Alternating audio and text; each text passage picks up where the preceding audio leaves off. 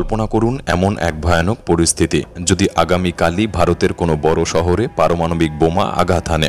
ধরুন দিল্লির মতো শহর যদি এই হামলার শিকার হয়, এর প্রভাব শুধু ওই শহরের মধ্যেই সীমাবদ্ধ থাকবে না, ছড়িয়ে পড়বে গোটা দেশের উপর, এমনকি বিশ্বের ভারসাম্য নড়বড়ে হয়ে যাবে। যেহেতু এই মুহূর্তে ভারত এবং পাকিস্তান জ্বলছে এবং এই দুই দেশই যেহেতু পারমাণবিক শক্তিধর, তাই আমাদের সবার জানা দরকার পারমাণবিক শক্তি সম্পর্কে। যদি এই দুঃস্বপ্ন সত্যি হয়, অর্থাৎ পাকিস্তান পারমাণবিক হামলা করে, তাহলে কি ঘটতে পারে এবং কিভাবে একের পর এক ডোমিনো ইফেক্টে বদলে যেতে পারে ভারতের ভবিষ্যৎ। তাৎক্ষণিক ধ্বংসযজ্ঞ থেকে শুরু করে দীর্ঘমেয়াদী প্রভাব, একটি পারমাণবিক হামলার পরিণতি ঠিক কতটা ভয়াবহ হতে পারে, আজ আমরা তা বিশ্লেষণ করতে চলেছি। যে ঘটনা আমাদের পৃথিবীকে চিরতরে বদলে দিতে পারে। তাই ভিডিওটি সম্পূর্ণ দেখার অনুরোধ রইল। আর নতুন বন্ধুরা অবশ্যই পাশে থাকা সাবস্ক্রাইব লেখাটি প্রেস করে বেল আইকনের অল অপশন সিলেক্ট করুন। ধরে নেওয়া যাক 15 কিলোটন শক্তির একটি পরমাণু বোমা, যেমনটি হিরোশিমায় ব্যবহৃত হয়েছিল, তা যদি ভারতের রাজধানী দিল্লিতে বিস্ফোরিত হয়। এই লিটল বয় ধরনের বোমার তেজ এতটাই বেশি ছিল যে হিরোশিমা শহর কার্যত ধ্বংস হয়ে গিয়েছিল। হাজার হাজার মানুষ কয়েক মুহূর্তেই প্রাণ হারিয়েছিল। দিল্লির মতো ঘনবসতিপূর্ণ ও ঘন বিল্ডিং ভিত্তিক শহরে এমন একটি বোমা পড়লে ক্ষয়ক্ষতির পরিমাণ হবে আরও ব্যাপক। প্রায় 200 মিটার ব্যাসার্ধের মধ্যে যে কোনো বস্তু বা মানুষ থাকলে সবকিছু মুহূর্তের মধ্যেই বাষ্পে পরিণত হবে। এই গ্রাউন্ড জিরোর মধ্যে থাকা বহুতল ভবন, গাড়ি, মানুষ সবই ধ্বংস হয়ে যাবে। প্রচণ্ড বিস্ফোরণের তরঙ্গ চারপাশে ছড়িয়ে পড়ে 340 মিটার পর্যন্ত ভবন ধসিয়ে দিতে পারে, জানালার কাচ গুড়িয়ে দিতে পারে। যত ঘন কংক্রিটের ভবনই হোক না কেন, ভেতরে থাকা মানুষের বাঁচার সম্ভাবনা প্রায় নেই বললেই চলে। মৃত্যুর হার যেখানে 100%-এর কাছাকাছি পৌঁছে যাবে। তবে এই সমস্যা এখানেই শেষ হবে না। গ্রাউন্ড জিরোর বাইরের এলাকাগুলিতে বিস্ফোরণের পর সৃষ্টি হওয়া আগুন ও তাপের ঢেউ ছড়িয়ে পড়বে 11 বর্গ কিলোমিটার এলাকা জুড়ে। এই এলাকায় থাকা মানুষের শরীরে তৃতীয় স্তরের পোড়াক্ষত তৈরি হবে, যা এতটাই গভীর যে ব্যথাও টের পাওয়া যাবে না। অনেকেরই অঙ্গচ্ছেদ পর্যন্ত হয়ে যেতে পারে এবং এর সঙ্গে সঙ্গে যুক্ত হবে তেজস্ক্রিয় ফলআউট, যা বিস্ফোরণের ফলে বাতাসে উড়ে পরিবেশে ছড়িয়ে পড়ে। বাতাসের গতি ও দিকের উপর নির্ভর করে এই তেজস্ক্রিয় ধূলিকণা একাধিক রাজ্য পর্যন্ত ছড়িয়ে যেতে পারে, যার ফলে বেঁচে থাকা মানুষের জন্য পরিবেশ হয়ে উঠবে অত্যন্ত বিপজ্জনক। এই মুহূর্তে উদ্ধার কাজও প্রায় অসম্ভব হয়ে পড়বে। জরুরি পরিষেবাগুলি সম্পূর্ণ অকার্যকর হয়ে যাবে। হাসপাতালে জায়গা থাকবে না, যোগাযোগ ব্যবস্থা ভেঙে পড়বে। জীবিত যারা থাকবে তাদের মানসিক অবস্থা চূড়ান্ত ভয়াবহ হয়ে উঠবে। এমন এক শহরকে আবার আগের অবস্থায় ফিরিয়ে আনা আদৌ সম্ভব কিনা তা নিয়ে প্রশ্ন থেকে যাবে। যদিও এতটা প্রাচীন প্রযুক্তির লিটল বয়ের মতো বোমা দিয়ে এমন আক্রমণ হওয়ার সম্ভাবনা খুবই কম। তবে যদি কোনো সন্ত্রাসবাদী গোষ্ঠী বা রাষ্ট্রের হাতে এই ধরনের অস্ত্র চলে আসে, তাহলে এরকম ঘটনা একেবারে অসম্ভব নয়। ভারত ও পাকিস্তান উভয় রাষ্ট্রেরই পারমাণবিক অস্ত্র ভাণ্ডার রয়েছে। যদি পাকিস্তান ভারতের উপর হামলা করে, তাহলে প্রথম টার্গেট হতে পারে দিল্লি, মুম্বাই কিংবা অমৃতসর, রাজনৈতিক, বাণিজ্যিক বা সামরিক দিক থেকে গুরুত্বপূর্ণ শহরগুলি। পাকিস্তানের গৌরি বা নাসার মিসাইল এই ধরনের আক্রমণে ব্যবহৃত হতে পারে। অন্যদিকে পাল্টা জবাবে ভারতও তার অগ্নি সিরিজের মিসাইল ব্যবহার করতে পারে, যার মধ্যে অগ্নি 5-এর রেঞ্জ প্রায় 5000 কিলোমিটার। ভারতের প্রতিশোধ নেওয়ার ক্ষমতা এবং দ্বিতীয় দফায় আক্রমণের সক্ষমতাই দেশটিকে আরও ভয়ঙ্কর করে তোলে। এখন প্রশ্ন আসে, পাকিস্তান কেন এমন হামলা করতে চাইবে? এর উত্তর সম্ভবত কাউন্টার ভ্যালু টার্গেটিং, অর্থাৎ শত্রুর জনবহুল এলাকায় আঘাত করে সর্বাধিক নাগরিকের মৃত্যু ঘটানো এবং আতঙ্ক তৈরি করে তাদের যুদ্ধের ইচ্ছা ভেঙে দেওয়া। এই কৌশল অত্যন্ত নিষ্ঠুর হলেও পারমাণবিক কৌশলের একটি বাস্তব দিক।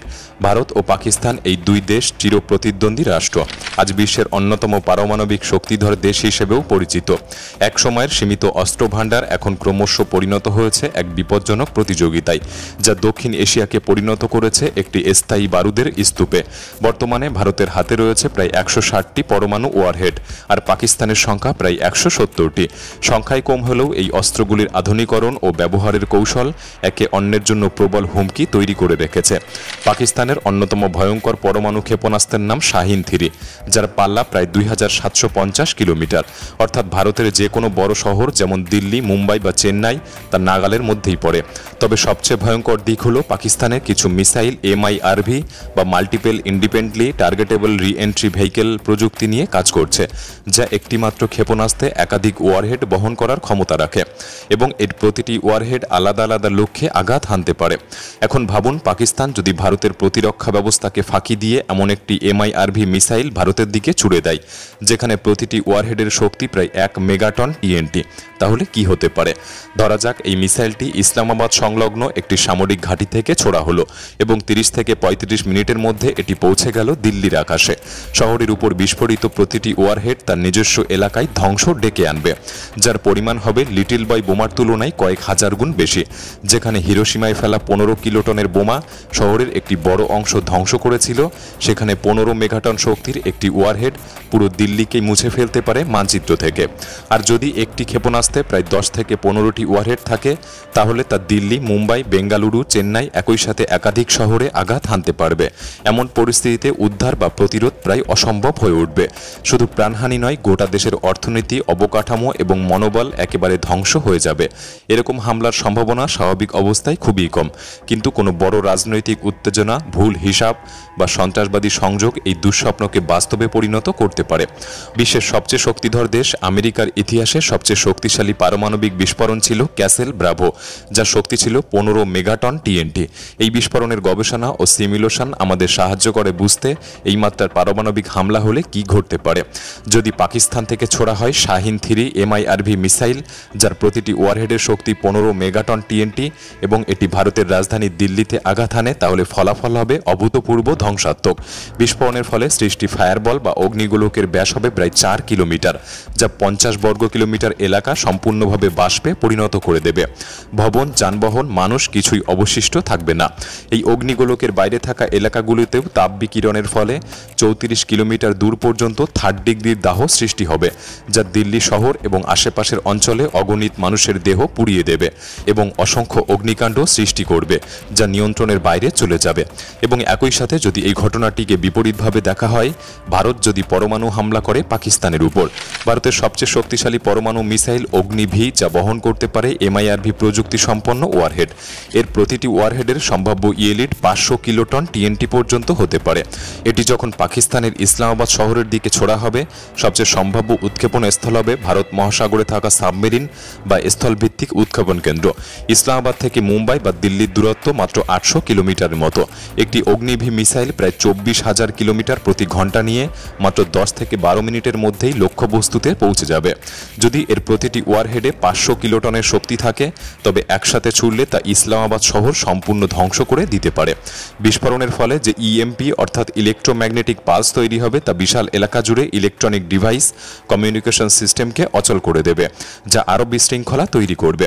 এমনকি এই অস্ত্র দ্বারা কোল্ড ওয়ার চলাকালীন রাশিয়া একটি পরিকল্পনা করেছিল যে পারমাণবিক বিস্ফোরণের মাধ্যমে সুনামি তৈরি করা, যে প্রকল্পের নাম ছিল লাভিনা, যার মাধ্যমে সমুদ্র তটবর্তী শহরে জলোচ্ছ্বাস তৈরি করে ধ্বংস করার চেষ্টা করা হয়েছিল। এছাড়াও অনেকেই কল্পনা করেন যে পারমাণবিক অস্ত্র ব্যবহার করে ইয়েলোস্টোন সুপার ভলক্যানোকে জাগিয়ে তোলা সম্ভব, যদিও বিজ্ঞানীরা এর সাথে একমত নয়। এমন বিস্ফোরণে সুপার ভলক্যানোকে সক্রিয় করা সম্ভব নাও হতে পারে, কারণ প্রয়োজনীয় শক্তি তার চেয়ে অনেক বেশি হতে পারে। তবে ঐতিহাসিকভাবে এমন একটি অস্ত্র ছিল যেটা বাস্তবে বিস্ফোরিত করা হয়েছে এবং মানব সভ্যতার ইতিহাসে এখনও বিস্ফোরিত হওয়া সবচেয়ে শক্তিশালী অস্ত্র, যার নাম ছিল টিসার বোম্বা। এটি ছিল 50 মেগাটন TNT শক্তির বিস্ফোরণ। 1961 সালের 30 অক্টোবর রাশিয়ার নোভাজেমলিয়া দ্বীপপুঞ্জের উপর একটি পরীক্ষামূলক বিস্ফোরণ ঘটানো হয়। বিস্ফোরণের আলো দেখা গিয়েছিল প্রায় 900 কিলোমিটার দূর থেকে। শক ওয়েভ পৃথিবীকে 3 বার ঘুরে এসেছিল। এবার ভাবুন, টিসার বোম্বাইয়ের মতো একটি বোমা যদি মুম্বাই বা লাহোর শহরের উপর বিস্ফোরিত হয়, শুধু ফায়ারবলই 5 কিলোমিটার ব্যাস এলাকাকে সম্পূর্ণ ধ্বংস করে দেবে। 9 কিলোমিটার ব্যাসে থাকবে চূড়ান্ত ধ্বংস, আর 20 কিলোমিটার পর্যন্ত থাকবে মাঝারি ধ্বংস, যেখানে অধিকাংশ বাড়ি ভেঙে পড়বে। এই বিস্ফোরণের ফলে তাপ বিকিরণ এতটাই প্রবল হবে যে 60 কিলোমিটার দূর পর্যন্ত 3rd ডিগ্রির দাহ তৈরি হতে পারে। আগুন ছড়িয়ে পড়বে পুরো শহরে, আর ধ্বংসযোগ্য হবে অবর্ণনীয়। এবং এমন বিস্ফোরণ ভারত বা পাকিস্তানের উপর ঘটলে তা সম্ভবত গোটা সভ্যতার পতনের সূচনা হতে পারে। এই ধরনের একমাত্র একটি বোমায় যদি এত ধ্বংস করতে পারে, তাহলে ভেবে দেখুন পরমাণু যুদ্ধ শুরু হলে কি হতে পারে। এটি শেষ করে দিতে পারে গোটা মানব জাতিকে, যা ডাইনোসরের মতো আমরা হয়তো বিলুপ্ত হয়ে যাব রাতারাতি। একটি যুদ্ধ কখনো শান্তির বার্তা বয়ে নিয়ে আসে না, সে যে দেশই হোক না কেন ক্ষতির ভাগ তাকে নিতেই হবে। আপনার কি মনে হয় আমাদের কমেন্ট বক্সে লিখে জানাতে পারেন। ভিডিওটি ভালো লাগলে একটি লাইক করতে পারেন। তাহলে দেখা হচ্ছে পরবর্তী নতুন একটি এপিসোডে। ধন্যবাদ।